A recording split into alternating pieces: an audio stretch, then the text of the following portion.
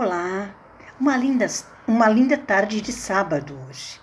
Hoje é dia 15 de agosto de 2020. Esse 2020 inesquecível.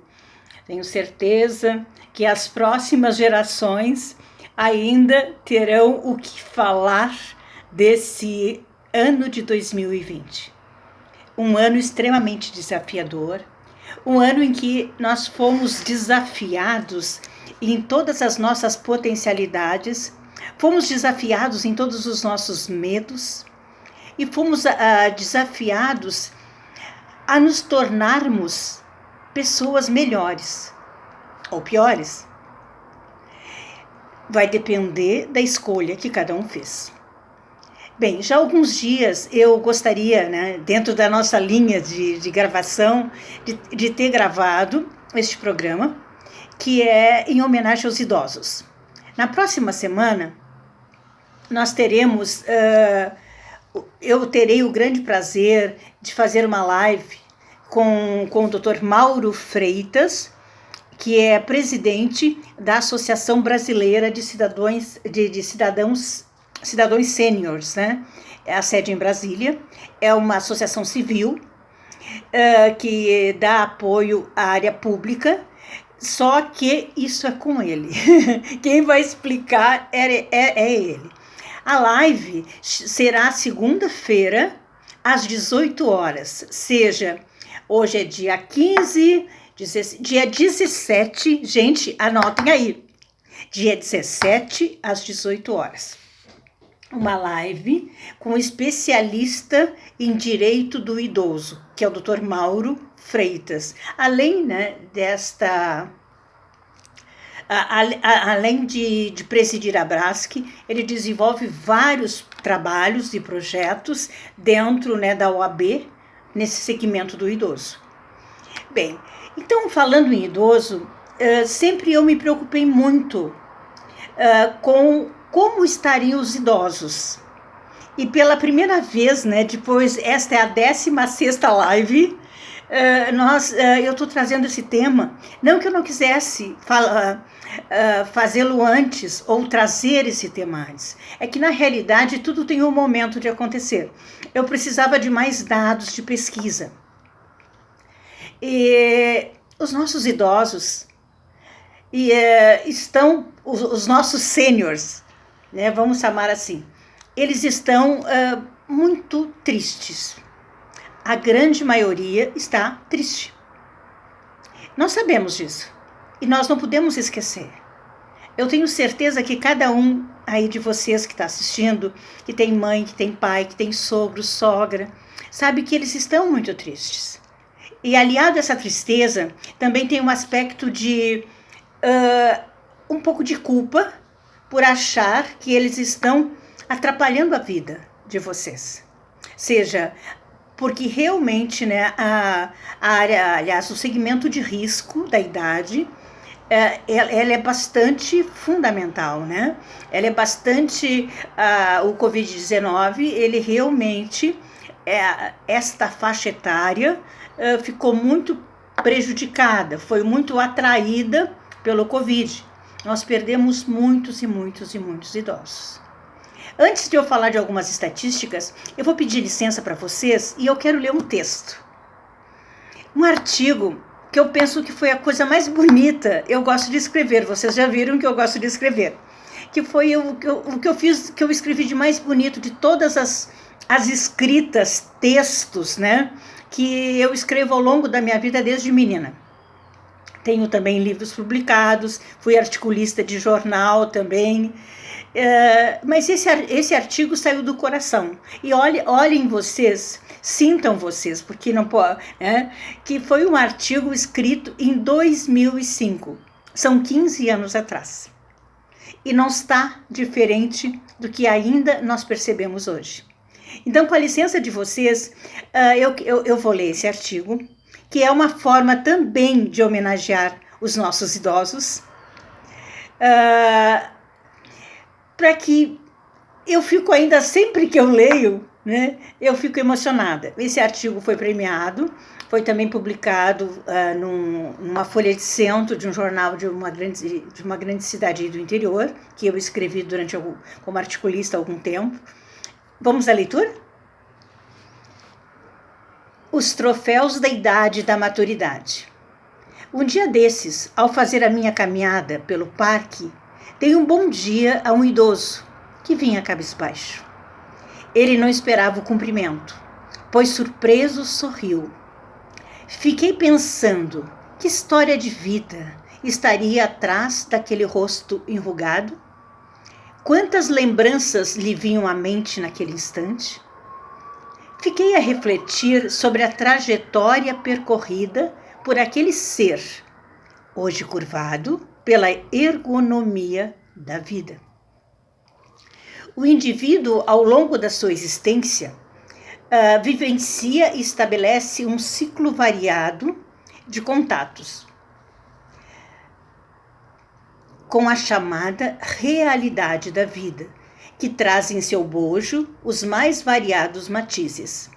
A pessoa adulta, obrigatoriamente, terá toda uma bagagem de experiências, quer de natureza prática, acadêmica ou vivencial, que é o seu legado intransferível e indelegável. A partir dos 60 anos, a experiência dessa pessoa será inigualável. Vou ter que trocar aqui a página.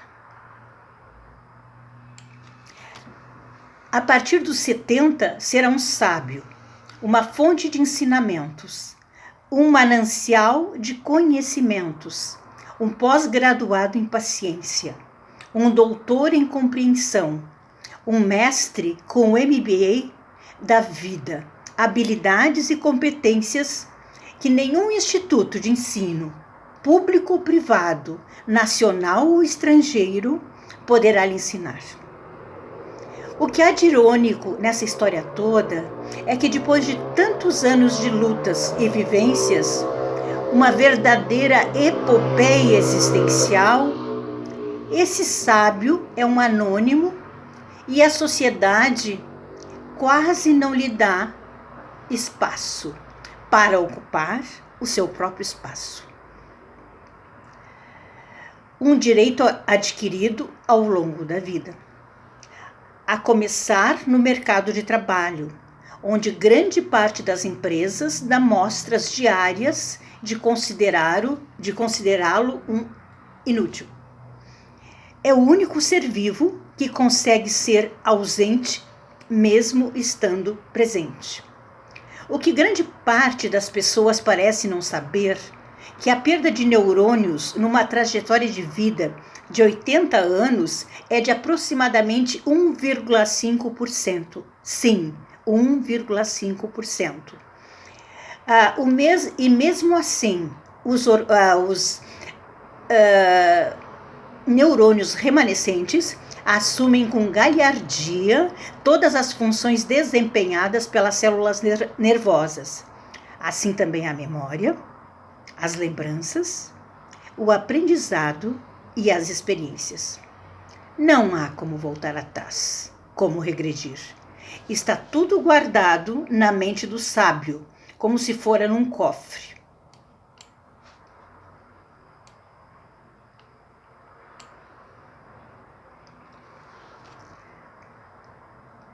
Basta alguém dar uma volta na chave desse cofre que poderá abri-lo.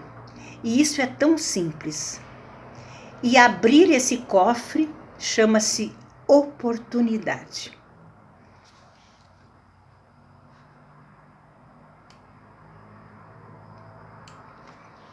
O idoso não quer pena nem compaixão. Quer a mesma coisa que todos nós. Crianças, jovens e adultos também queremos atenção, carinho, respeito e uma chance que seja para poder demonstrar sua capacidade de ser útil e produtivo. Lamento muito por aqueles que, desprovidos de lucidez, sensibilidade e visão de mercado, se recusam a dar o primeiro passo em direção ao cofre, que é a mente do idoso, para abri-lo. Tal gesto de ousadia e coragem, além de quebrar paradigmas, fará justiça e resgatará a dignidade desse idoso. Muitas vezes, reintegrá-lo ao trabalho e à sociedade é devolvê-lo à vida. Vida com sabor de vida. É necessário lembrar que o tempo é implacável e não tem a menor discriminação.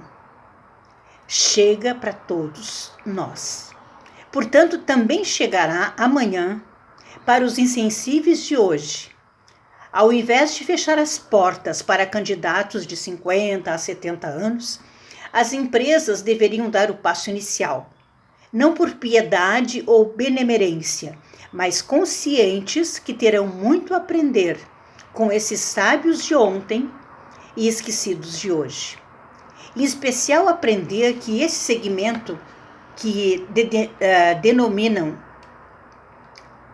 na época, já que o texto é de 2005, terceira idade, consome e participa com 19% da renda brasileira. Porém, continua alijada do processo de consumo, pela maior parte das empresas que, por razões culturais, julgam que os idosos não necessitam serem estimulados à soberba do consumo. No entanto, na maioria das vezes, são eles os detentores do capital financeiro nas famílias, conforme dados do IBGE. E tanto é verdadeiro que quem não sabe que aquele avô pagou a medicina na PUC para o neto, pagou direito, medicina, não é? Concluo dizendo que as corporações têm os seus cofres em que guardam e consideram ser mais valiosos para proteger. Uma equipe de executivos jovens, talentosos e brilhantes. Não está sendo posto em questionamento a competência destes. No entanto, é inigualável que esses ricos e brilhantes cofres perdem de goleada quando os valores em jogo são sensibilidade, a fraternidade, o reconhecimento, o amor e o respeito humano. Se esses valores de nada valem, para que serve uma sociedade? Então, esse artigo, me perdoe, eu me enganei, Porto Alegre, setembro de 2004, artigo publicado no Jornal Diário Popular de Pelotas, em 28/9/4, em homenagem ao Dia Internacional do Idoso, que é 1º de outubro. Eu só viro a máquina para mostrar o artigo para vocês. Então, eu penso que... E realmente, eu estava saindo na Redenção e aqueles senhorzinhos caminhando, né? E um desse eu olhei e como eu tenho muito o hábito, eu sempre cumprimento. Eu penso que o ser humano é necessário que a gente se comunique, né? E eu dei um bom dia e ele ficou muito assustado. Eu só vou virar a câmera para mostrar o artigo para vocês.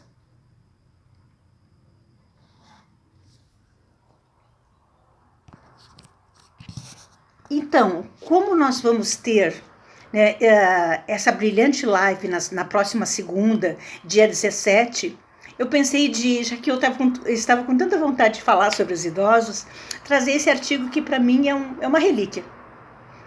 Eu acredito assim, que foi um grande momento de inspiração, porque me tocou profundamente, né? Ele fica tão surpreso com aquele bom dia. Será que nós estamos prestando atenção nos nossos idosos agora só porque é pandemia? Para que não fiquemos depois com culpa de tê-los perdido para a doença? Será que nós estamos dando o valor devido? E não é só o valor alimentar, é o valor intelectual.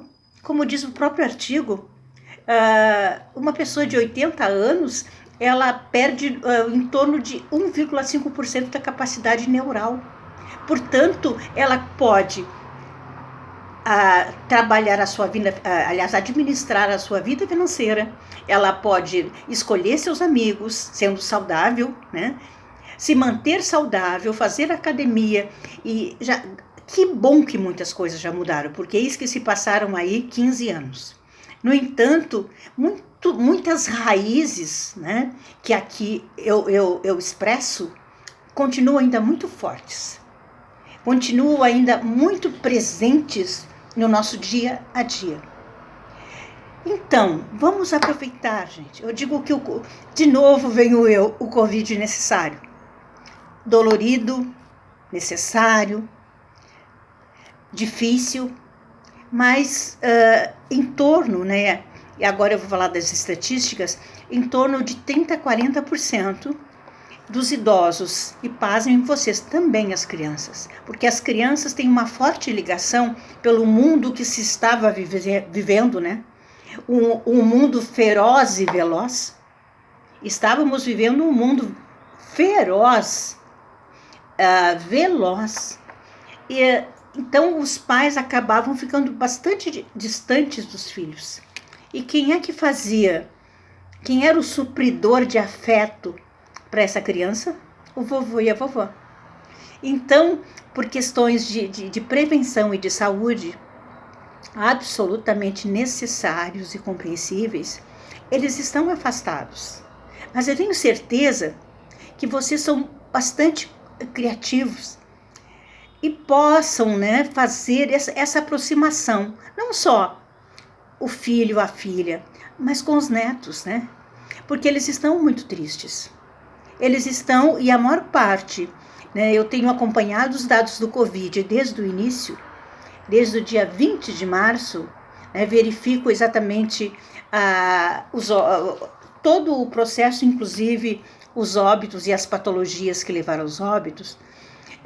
A pessoa idosa, ela chega a ficar o máximo que ela pode em casa, com medo de se infectar, e muitas vezes ela chega lá já com outras morbidades, né? E acaba realmente indo a óbito. Portanto, vamos compensar esse carinho, né? Vamos ficar atentos no primeiro sinal. Não estou dizendo nada. Primeiro sinal, estimulá-los a continuar o tratamento. E posso lhes dizer com toda a segurança que eu confiro praticamente todos os dias esses dados, são cardiopatias, em primeiro lugar diabetes. Vamos cuidar se os nossos idosinhos não estão comendo mais açúcar do que devia ou quase nada, né? É a diabetes, a obesidade, as cardiopatias e doenças pulmonares. Então são essas as enfermidades que mais afetam os nossos idosos. No entanto, pensemos, né, como Cora Coralina. Eu sempre falo muito nela, ela é um exemplo. A Cora Coralina, ela escreveu o primeiro poema aos 60 anos. Porque naquela época ela é goiana, né? Eu trabalhei uma boa parte da minha vida em Goiás, mesmo sendo gaúcha. Eu implantei vários postos, né? Ou seja, aqui são os PACs, né? Em saúde pública, trabalhando a humanização no atendimento ao cliente, com médicos, enfermeiros. Então, eu tive a oportunidade de conhecer a cadeira dela, a cadeira que Cora Coralina ocupava na Academia Goianense de Letras. Cora Coralina escreveu publicou, né, seu primeiro poema aos 60 anos, quando já estava viúva, e teve o apoio de Carlos Drummond de Andrade, que ficou encantado com tudo que ela vinha ao longo da sua vida escrevendo. Então, a Cora Coralina, ela traz uma leveza, uma verdade naquilo que ela escreve, né? E ela só publicou, no entanto, foi até os 92, 93 anos, escrevendo e pintando as suas aquarelas e publicando as suas obras, né? E fazendo exposições das suas aquarelas. Portanto, meus queridos, você também tem um idoso talentoso aí dentro de casa. Pense nisso. Será que ele fica o tempo todo na frente da televisão, olhando, assistindo essas notícias, né, dramáticas, em que há um senso muito pesado de coercitivo, de manipulação, né? E com as crianças, vocês não estão fazendo as mesmas coisas? Não estão buscando brinquedos, novos brinquedos, né? E aí vai uma sugestão da mestre em Psicologia da Saúde e psicanalista também, além de matemática. O uso, nesse momento, do brinquedo, né, de madeira é uma coisa muito importante. É o aspecto do aprendizado, né, do toque, né, e a madeira, ela remete a esse período que eles estão fora, a esse tocar firme, né? Então, quando sair uma sugestão, né, procure brinquedos de madeira, que a criança vai, nesse período, identificar formas concretas, já que ela não está entendendo nada. Claro que agora sim, né?